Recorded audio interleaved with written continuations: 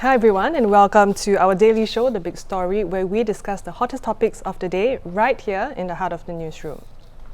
My name is Alyssa Wu, and I'm coming to you live from the Straits Times. We are streaming live on Facebook and on YouTube. If you're watching us on YouTube, do subscribe to our channel and you'll be notified whenever we go live, if you click that bell button. I'll be joined by my newsroom colleague, where we'll discuss the topics that got you talking today. If you've ever had a negative experience of being approached by pushy fundraisers, you might be glad to know that the situation has improved. In March this year, the Commissioner of Charities, or COC, launched a set of comprehensive guidelines for fundraisers. Called the Code of Conduct for Commercial Fundraisers, it is to promote a more trustworthy and safer giving environment. To talk more about this, I have Senior Social Affairs Correspondent Theresa Tan. Hi, Theresa. Hi. So what are some of the complaints made by the public about these pushy fundraisers? As you mentioned, the word pushy, so some of them can be rather aggressive in getting you to donate. Some people have said that they block you or they surround you in a group, which is kind of scary, right, for the average person. And then some people have complained that they give wrong information about the charity that they're raising funds for. Or worse, if you give $2, they ask for more, like, can you give $10? So I think that is very off-putting to many people. So generally, those are the complaints. But having said that, the Commissioner of Charities said that he has received about 40% fewer complaints after he launched this set of guidelines that you just mentioned, which is called the Code of Conduct for Commercial Fundraisers. Essentially, it spells out the do's and don'ts, what's acceptable, what's not, and it states very clearly what the law is when it comes to fundraising. So, for example, you have to tell donors who you're raising funds for, the proportion of the proceeds that will go to the charity, and how your pay is determined, things like that. And I think, which I thought was really quite, good in addressing donors' concern, is that this fundraiser should not act manipulatively or, make a person feel guilty to get him or her to donate. And they also should not block the donors' way, to try to get them to donate. Yeah. So they should not be guilt-tripping people emotionally, yes, and they should not be physically blocking them. Yes. Right? Yeah. I've never actually experienced 5 people standing in my way, but oh, really? I can't imagine. Okay. You have? No. I think I look very scary. Now, I understand the COC, they did a spot check yesterday on fundraisers, and you were there. So can you tell us what you saw, where you were, and what happened? Sure. I was outside the Guan Im Tong Hut Cho Temple in Waterloo Street. Sorry, it's a very long name. So, I was told that on the 1st and 15th day of the lunar calendar, the temple is packed with worshippers or devotees. So yesterday was the first day of the 9th month in the lunar calendar, and so there were really, really a lot of people, and there were like at least 4 charities raising funds outside the temple. Many of them stationed themselves at the exit of the temple, so when you come out, right, they are there with the donation box asking you to donate. And so the commissioner staff were walking around asking to see documents to show that you have a fundraising license, that you are permitted to be there. And just observing the crowd, and the fundraisers. And what did they find? They found that there was a group of commercial fundraisers who had a license to fundraise, but not outside the temple. So they, did not really follow the rules. So the commissioner staff asked them to leave the area, and the commissioner said that he will follow up into this matter, this particular group of commercial fundraisers. And then there were a few donation boxes that were unmanned. Nobody was supervising them, and they were not locked or secured to the table. So, anybody could actually steal them. So there was another area or lapse, that they found, which they were quite concerned about. Yeah. I understand.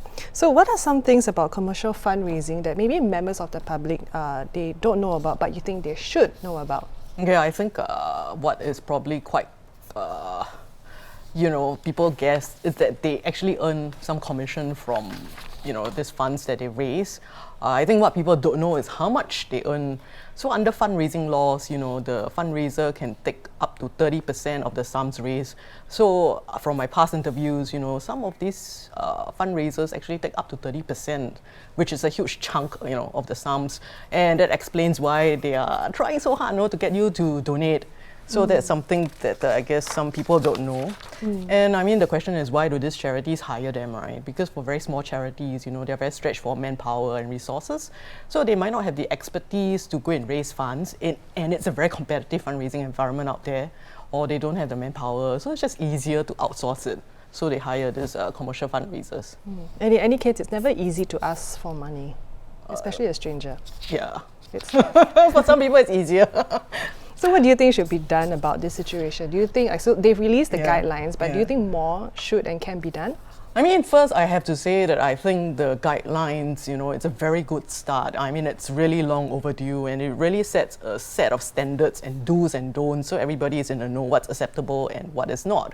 I think that is a very good start. And I think what the commissioner is doing by getting his people to spot check, or operations as he calls it, keeps them on their toes and just check that they are doing what they supposed to be doing and not doing what they're not supposed to be doing. So I think that is a very good start.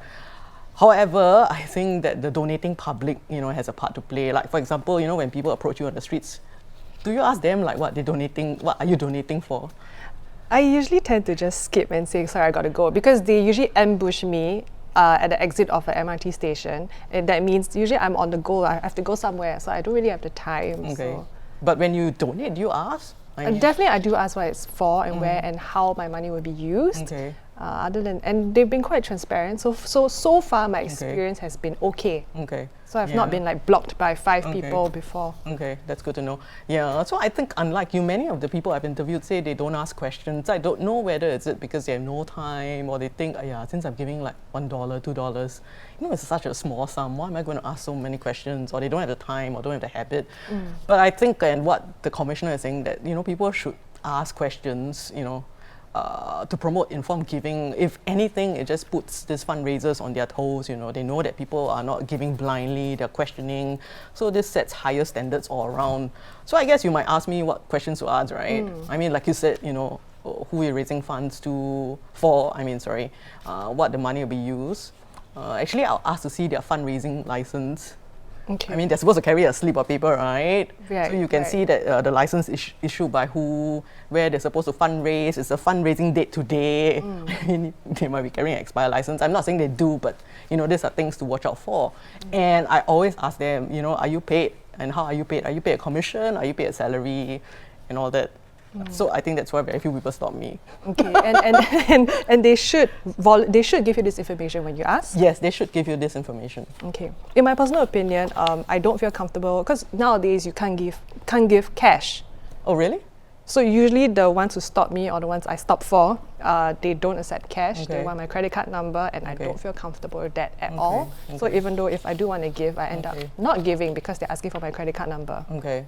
Yeah. And it's probably a larger sum than, let's say, yes, they basically want to lock me in for a period of time. So a recurrent donation. Okay. Yeah. So these are all questions that people should ask, because I think the worst thing to happen is that this puts you off giving to charity totally.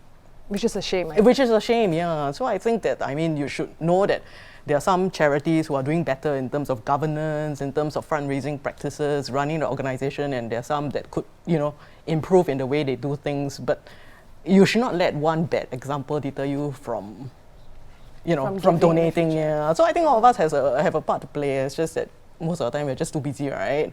I just want to please go away. I agree. Well, thank you so much, Theresa, for sharing. Thank you.